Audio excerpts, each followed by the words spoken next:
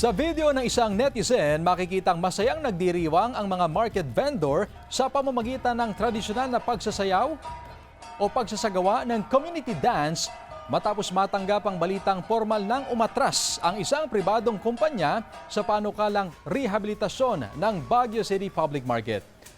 Kinumpirma ito ni Mayor Benjamin Magalong base sa liham na ipinadala ng pribadong kumpanya sa alkalde.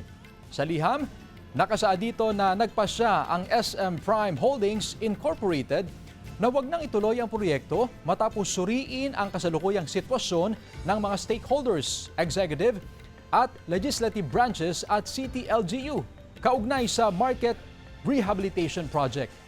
Matatandaang nagsimula ang panukalang rehabilitasyon ng palengke noong 2020 kung saan kasama sa pagpapatupad ng proyekto ang SMPH.